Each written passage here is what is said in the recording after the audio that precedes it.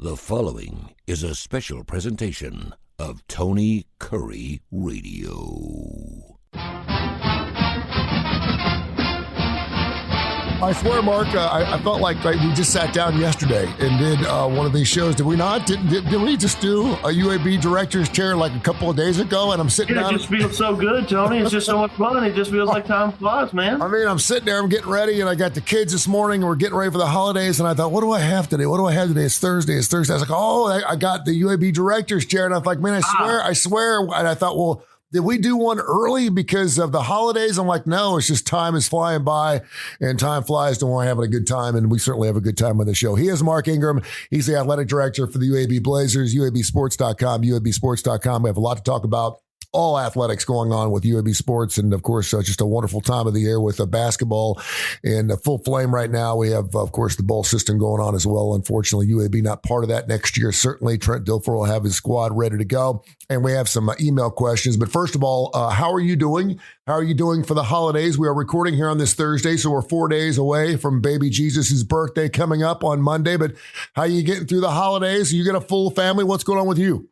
Yeah, it's been fun. We've got our 2 college kids in, and of course, we got 2 high schoolers that are, still living with us. But anyway, it's fun to have all 4 of them at the house, and a couple of them have serious girlfriends or boyfriends, and so those kids are around and their friends, and it's also fun to see, their old high school friends, guys and girls that have gone off. They've gone off to college, and we haven't seen them in a while, so it's just nice to see them and have them all back in the house. And it's been fun. It's fun to watch them interact, and they're not adults yet, but they're getting, they're sort of early young adults that are getting there, and it's fun to watch them interact, and the interaction with them is different because they don't live, of the 2 that don't live with us, you can really feel how much they are growing as people, and just how much older they're getting as people, and their maturity level changes, and the things that they want to talk about and that they're interested in are very different than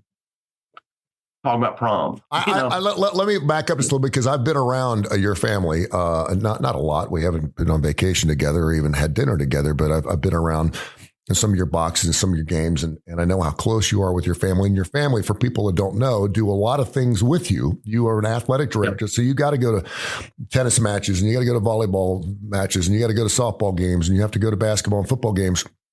And so I see your wife and your family around you a lot. And then even for peripheral things that have something to do with maybe UAB, maybe it's a boxing match or something, I'll see you with your son. And I love that about you. But Dr. Josh Kleypa, who's one of my best friends, who's a psychologist of all people, and of course he has a son who wants to be a psychologist. He has a daughter who's into special needs help, and she's going to be something special. He talks exactly about what you just said about when they leave the coop, they leave the nest, and then they come back and they're just a little different because they're no longer under your roof. And so you had that as a parent, like, okay, you now live your own life. You're outside. And obviously what happens under my roof stays under my roof, and it's my roof, my rules. So I'm assuming you still have that type of thing, but just talk a little bit about how that feels as a father, because I got that with my 19-year-old son who is now at Clemson. He doesn't have his own place. He's living in a dorm room and stuff. And so he's kind of forced living. But when he does have his own place, I could certainly see where, I'm not saying the awkward silence, but it's probably a little different, isn't it? Yeah, I think so. But you know what? Even though that he's in a dorm, he's still having to figure out how to feed himself and do his laundry. And hey, there's nobody there to wake him up in the morning. Hey, man, you got to get up and go. Have you done your homework yet? He's still dealing with all that stuff, which, he used to have you to lean on. You were going to do that because you know to do that as a responsible adult. And anyway, it's been a ton of fun. We love that, and we've enjoyed our kids as they've gotten older. I miss them being little because it just means I'm getting older. But anyway. Holidays have been fun, and we're looking forward to it. And so we'll be with some family, my family, and then we'll go up to Cincinnati, which is where my wife's family is. It's 7.5 hours. We always go there the day after Christmas, and her sister has 4 kids. Her brother has 3 kids, and so we'll get all the cousins together, so that's 11 grandkids for her dad. And anyway, it's always fun to my old stomping grounds up there in Cincinnati, Ohio, and my son has been pining for a couple of Cincinnati Bengals games he wants from Santa Claus to put under the tree. I don't know if that's going to happen by Monday or not. But yeah, we love that area of the country, and certainly fun to get back to your old stomping grounds. And one final question that I'll ask you from a father to a father, and this is certainly nothing we've rehearsed. I think it's really interesting because, and maybe this is a generational thing that you had with your father. My dad was like, at the age of 18, it's time for you to get out of here and go do your own thing. And knowing that my dad would never kick me out of the house. And it was funny because I did have a job opportunity when I was 18 to move to Louisville, Kentucky. And I think my mom was more prepared for that than my father was. I think he just was really surprised. Back in our generation, my dad worked 60 hours a week. I didn't see him a ton during the week. We weren't this throwing the softball out in the front yard type of family. I didn't see him. He worked a third shift, so I didn't see him a lot at night. And if we had recitals and things, he wasn't there for those things. But we had a really, really special, close relationship later on in his life as I got a little older. And then all of a sudden I'm leaving. And I think it really bummed him out. Then when I had the opportunity to move back home at the age of, I think I was 19 or close to 20, because I had 2 years of college under my belt at Xavier, and things weren't really working out the way I wanted them to in this broadcasting career that I thought I was going to have some wonderful career in. This isn't working out, and little did I know I'd end up putting 40 years into it. It seemed to do pretty good for the Kurre family, and I'm blessed for that. But I remember going back home, and my dad was so excited that I was going to be moving back home with them. Now, that never happened because then I ended up getting another job and just kind of linked the two together. And I think that broke his heart a second time. But can you talk a little bit as a father, since you have two that are out, you have two that are in school, have you had that discussion with your wife, or do you have that in your brain? What's going to happen if, in fact, you're obviously a very successful athletic director at a big time school? People look at you as a wonderful father figure. I see you around your kids. And so you don't seem to be the type of dad that would allow your kid to be 28 years old living in the basement of the Ingram home. But do you think about things like that? Yeah. So we have two boys and two girls. And when by the time the boys were 10, I had made it very clear to them and to the girls. I've said to the boys, listen, when you turn 18 and you graduate from high school, whatever happens second, you got to graduate from high school. But once you get to that point, you're out. I looked at the two girls. I was like, you can live here with mom and me forever. And that's the way I feel about it. I love the boys. You got to get out. You smell bad. You're dirty. You got to go get jobs. Girls, if you want to stay here with me and mom, let me hug on you. Dad's okay with that. So hilarious. I've been very transparent with my kids about that from the beginning. But no, I'm kidding, obviously. But we just try to help them solve their own problems. I'm trying not to get in the way of their issues. I've never been up to the high school to complain about some teacher or something. I've never gone to the principal to fuss about a thing that happened. I've never called their coach to say, hey, I don't appreciate the way you're handling this. Mm-hmm. I've never done that. Now, if there's something that they tell me about that they think is, that they're being wronged about, whatever, I try to, as does my wife, we will talk to them about, well, how did you respond? Or, what did you say? And what led to that? And, did you consider this? Did you, maybe tomorrow what you can do is say to the teacher, say to the coach, whatever, why don't you go up to them and say this? And we try to help them understand that if they're not yelling, that their question is appropriate. Mm-hmm. It's more about how you ask the question that becomes inappropriate, right? Don't raise your voice at this person. They're an adult, but it's okay to ask a question. Hey, coach, I really feel like I have improved in this area. I'd like an opportunity to try blank, or I think I could do better if I was in this position instead of that position, whatever. So that's been our whole thing, is to try to help them solve their problems. But your question is, if they were 28, look, I'm going to help my kids. I'm not going to let them go bankrupt if I can help it. But I think a little bit of failure is a good thing. I think you've got to fail to appreciate success. And I think you got to learn how to fight through adversity, which is something that unfortunately the kids of this day and age aren't very good at. Yeah. No, I think you're spot on. And that kind of takes me into our first email, info@tonycurryradio.net. I always like people, and I certainly try to be around people that certainly have mentored my life, including yourself, and I learn from, and I always feel smarter talking to these individuals, but I always remember that there are no failures. There's just learning experiences. Yeah. And quite frankly, the most successful people in the world are the ones that continually fail over and over and over again, but they make those learning experiences so they know not to do those things again, and they can learn from those experiences in and of themselves. But I think it's really interesting now with this transfer portal, which we have talked a lot about here in the last couple of weeks. We mentioned that there was a record number of transfer portals, I guess, a week ago this past Monday. And now roughly 23%, whatever it is, of all student athletes are in the transfer portal. And we've talked about that commitment. You go visit, and assuming you're a 4 or 5 or even a 3-star, maybe a 2-star kid, and you've gone around to 5 or 6 different schools that are interested in you. You've looked at their the status. You've looked at their resources. You've looked at the tradition. You've looked at the university itself, and then you make your pick. Based off those visitors, and hopefully you put in a lot of time into that, and you do the pros and the cons, and then you decide I'm going to go to this school, and that's the school that you were going to go to. And unless grandma was sick, or maybe there was a death in the family, or you were just incredibly homesick, whatever, there was a reason why you needed to move closer back to home or whatever, you would be granted that transfer. And now, of course, it is wide open. Now with Commitment Day, of course, National Signing Day, early signing period that started yesterday as we record the show on a Thursday.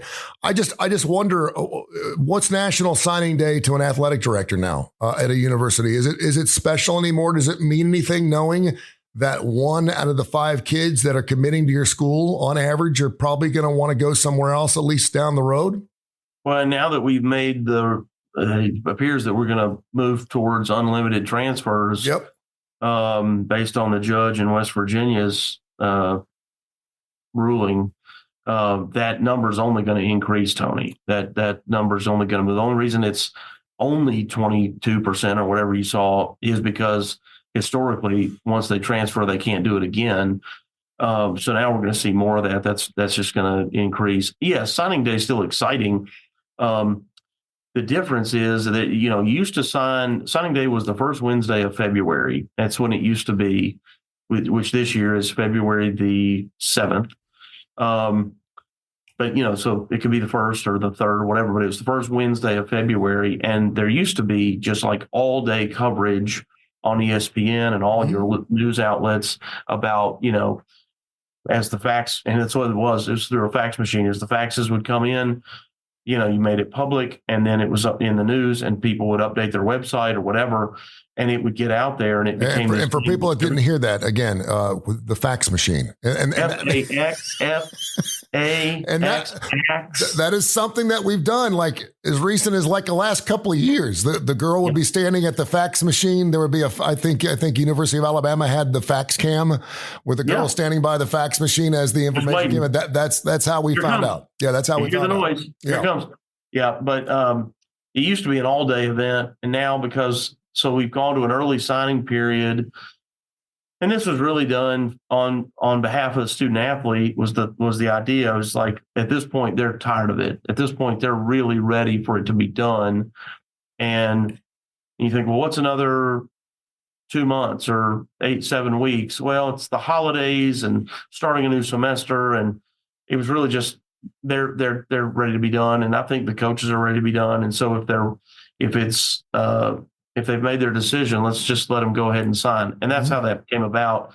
But it has become sort of anticlimactic because it's also right in the middle of bowl season and that kind of thing. So you've got a lot of staffs who are off somewhere at a bowl site, and they're trying to manage that. They're trying to manage the early signing period while,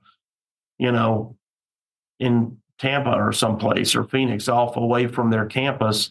So that is a challenge that got layered in there that I don't want to say nobody thought about, but it's harder than you realize, especially if signing day hasn't happened. These early bowl games, like the thing about the ones that have already been played, they were all doing bowl prep and on location practicing while we were all traveling around seeing recruits. Yeah. And so that's a disadvantage to those schools. So to me, that's a bit of a problem that it's almost like you get punished for having a good enough year to get to a bowl game. And then your competitors who didn't get to a bowl game are out beating you. Or if they have a later bowl game, not just the ones that didn't go, but a later bowl game, you're disadvantaged because they're out hustling around the players that you've been trying to recruit. So it's not ever going to be perfect. It's still exciting. It's exciting to see the new players. We got 17 new players that we signed yesterday, and exciting to see where they're coming from. And some transfers, yes, but mostly high school kids and a few junior college guys, but in sort of a traditional way. So I'm excited about the class. It looks really, really good, and fills a lot of holes that we have needs. One of the really cool things, we're talking to Mark Ingram. He's the UAB athletic director. This is called the UAB Director's Chair. You can hear it 5 days a week on the TKR app and wherever you get your favorite podcast, and the Tony Curre Radio Facebook page. He's on the left side. I'm on the right side, obviously.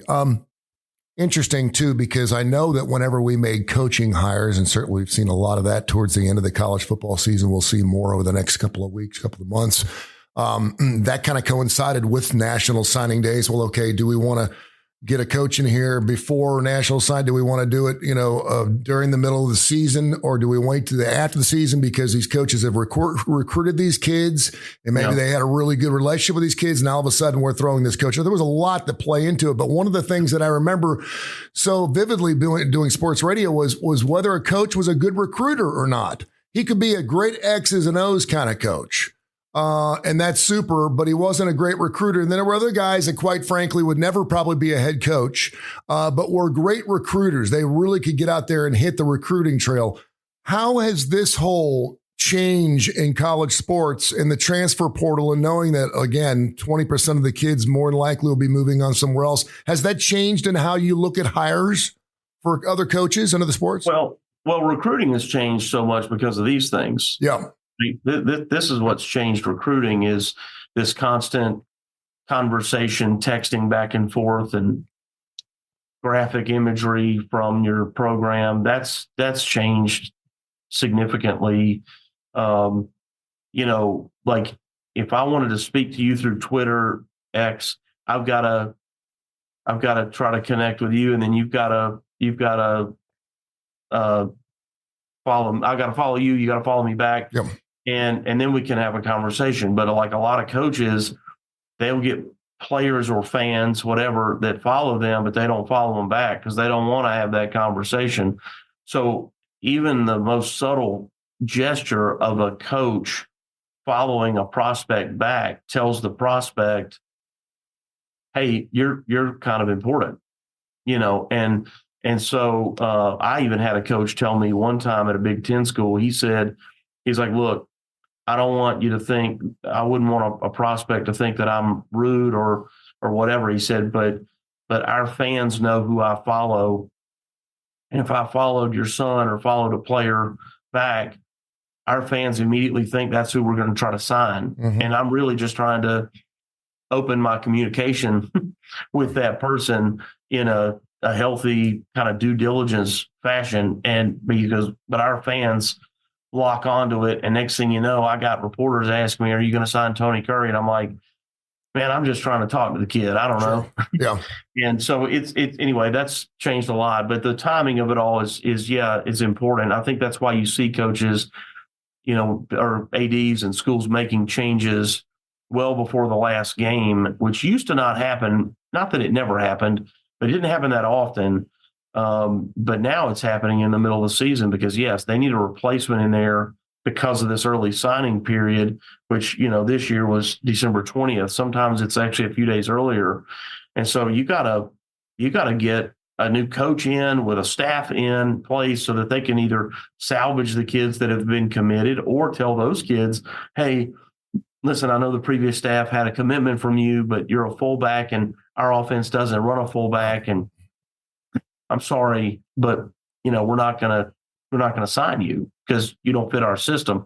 And you're also trying to do right by the kid the best you can, which is awful and difficult for the player who they evaluated, got offered, and made a decision that they wanted to come, let's just say, to UAB.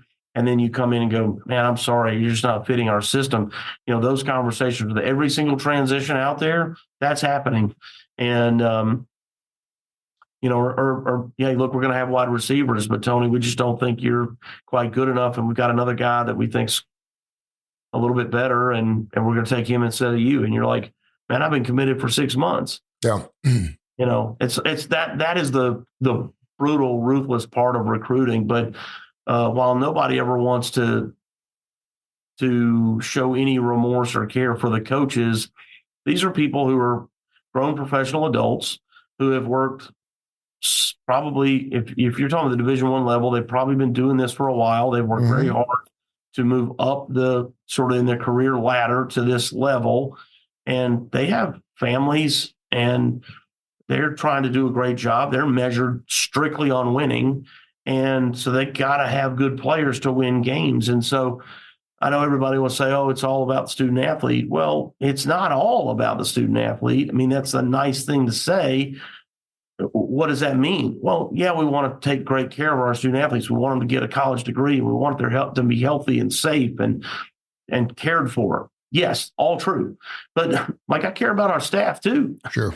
As I hope that you would care that I care about your staff if you worked here, So those things are layered into it also, but that's a hard part of the business. I think conference realignment really just hit me hard about a week ago when I saw the SEC. It just means more commercials where you saw Oklahoma and Texas and their insignia, if you will, on that page with those other 14 schools. And it just was like, wait a minute. And then, of course, when they released the SEC scheduling, you see Auburn going to Norman, or you see, someone going to Austin. You're like, wait a minute, are they playing a Oh, that's right. I just remember. But I think they've gone away from divisions. I'm not certain. Yeah, you just see the words Norman. Like Mississippi State, who has always played Alabama, isn't going to. Exactly, and so it did change things. And all of a sudden, in a game where you'd have one huge non-conference game, whether that be against a Boise State or against a Wisconsin, or for UAB against a Georgia. Now all of a sudden, you're going to have a Texas and an Oklahoma's thrown in there, and that's not a non-conference game. It's a game you got to play, and it's a huge game. And so that's really changed things for me. We had an email here, info@TonyCurryRadio.net from John in Northport. He is reading about this FSU situation out of the ACC. I have not been well versed in this particular story. I've certainly read up on it, and I kind of heard what's going on behind the scenes. But as an athletic director, what's your thoughts on what's going there? And it appears that there may be just another domino falling here from a major conference standpoint. It certainly could be. The grant of rights in the ACC is expensive. The buyout is, I don't know, $50 million or $55 million or something like. It's a big number. They wouldn't be looking if they didn't have interest in moving, I guess, is the only way to say it. But at the moment, it appears as though they're trying to understand, what do we have to do? If in fact we chose to leave, what would that mean? I think right now it's exploratory in nature, but again, why would you explore it if you didn't have interest in doing something? So it's certainly a signal to all of us, and Florida State's the one getting the attention, but I don't think they're the only ones in the league that have done this. So like their lawyers, I understand, have been to the ACC office to meet with ACC league office lawyers and staff to have this conversation. But I don't think Florida State's the only school in that league that's done that. So it could be completely benign, and they're just trying to understand because the league's expanding and they want to know has that changed or not? I don't know.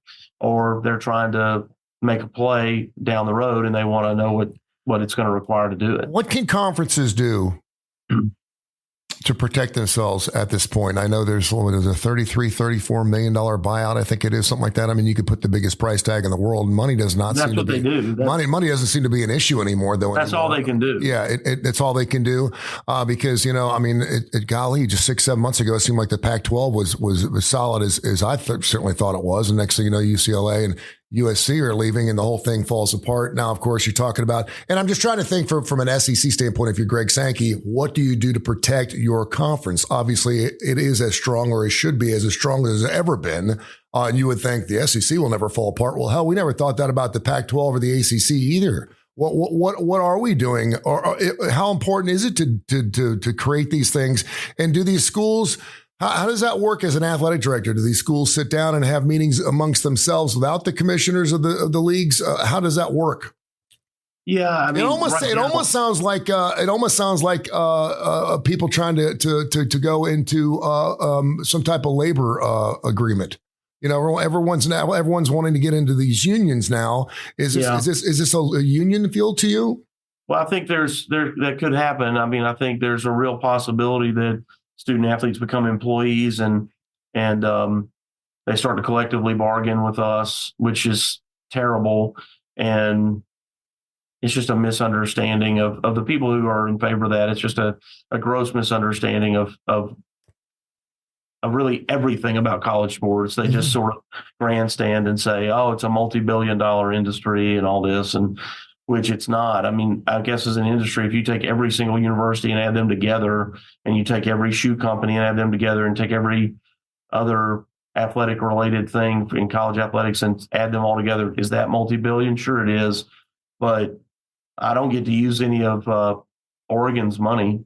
Yeah. So the fact that they make, I don't know, 70 million or 90 million or 120 million, whatever Oregon makes, doesn't impact me. You know, that doesn't help my bottom line. So anyway, and not to mention, you know, on the collective bargaining front, like how many players don't ever play.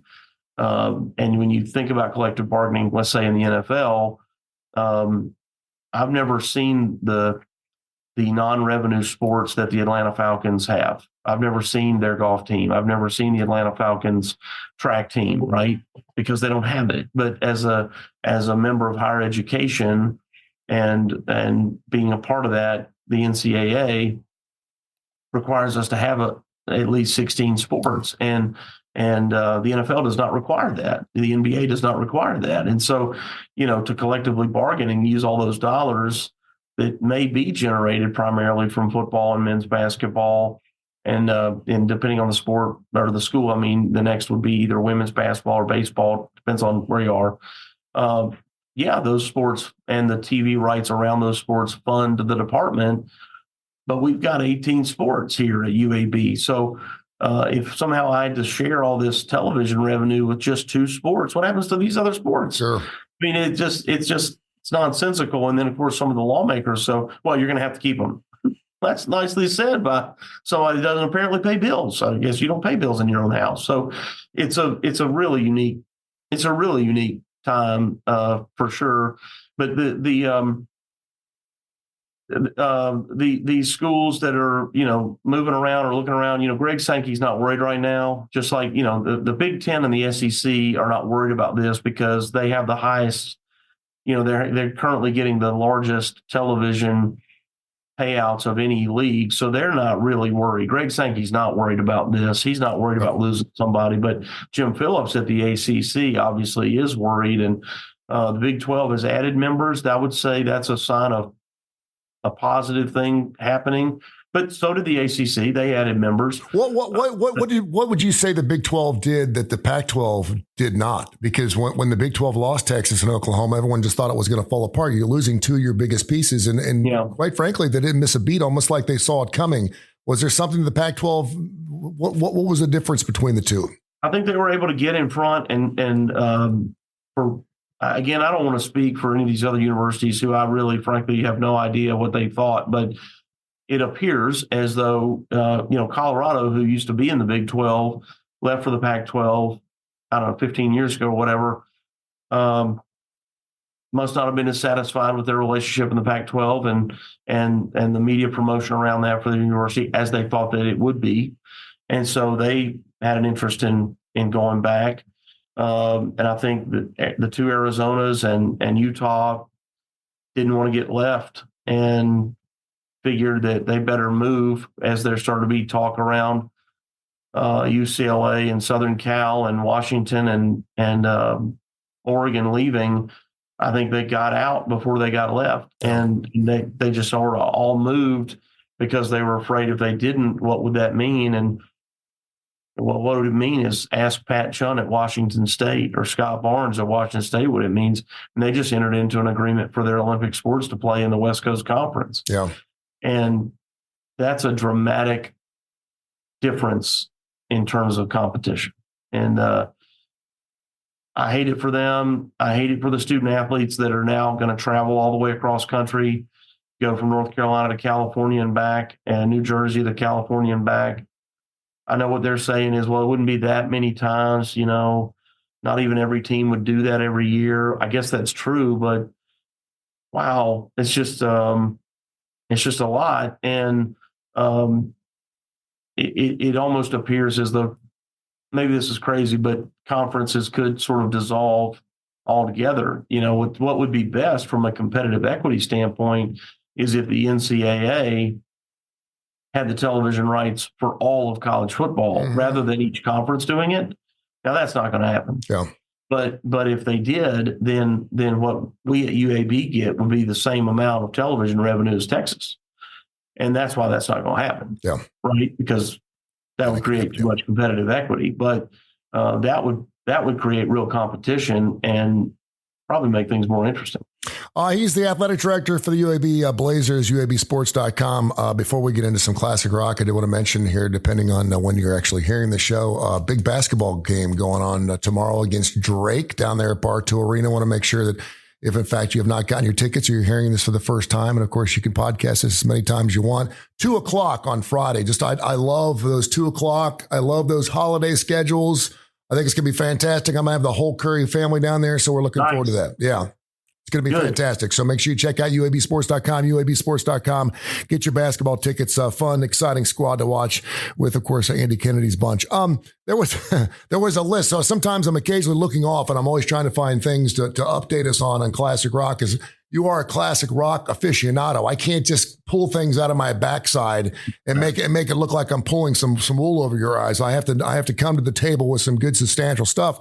So I saw this interesting list, and these are classic rock fans who hated these songs from their favorite classic rock bands. Okay. For example, Cheap Trick, The Flame. People who are huge Cheap Trick fans hate the song The Flame. Do you understand what I'm saying? I do, yeah.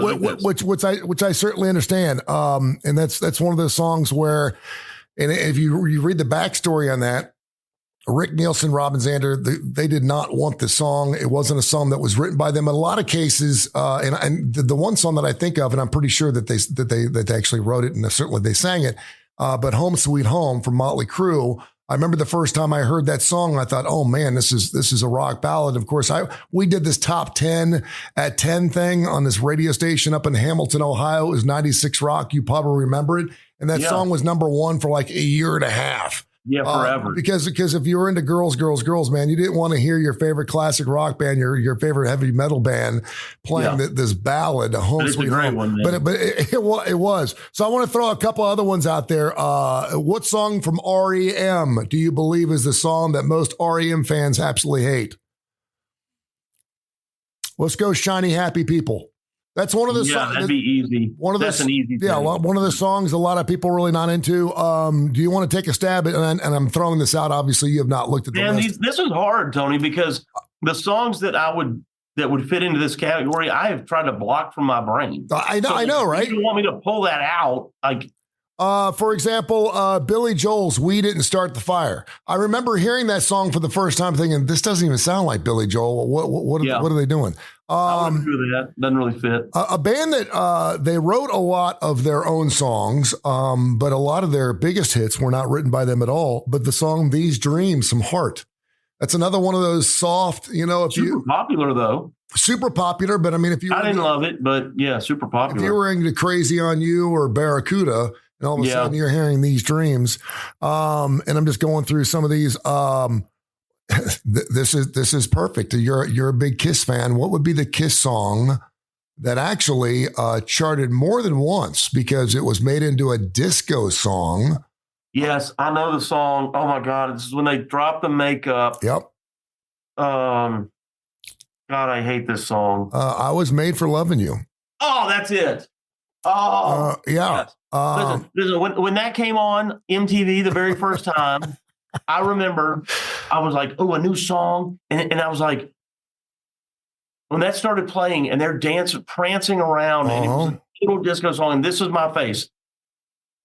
Yeah. It was horrible. It was absolutely horrible. The Beach Boys, "Kokomo." See, now, if you were a true Beach Boys person and you really love the Beach Boys, and then you heard this Kokomo song, which really sounded like it was something that was absolutely created.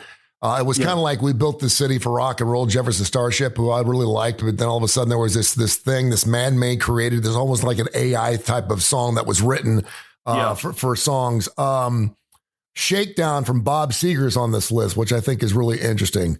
Aerosmith, I Don't Want to Miss a Thing. Another one of those songs where if you're thinking Love in an Elevator, you're thinking Back in the Saddle Again, Sweet Emotion, all of a sudden you get the song I Don't Want to Miss a Thing. It's usually some type of long ballad. It's kind of a slower There's a lot song. of songs on that album that are not great. Yeah.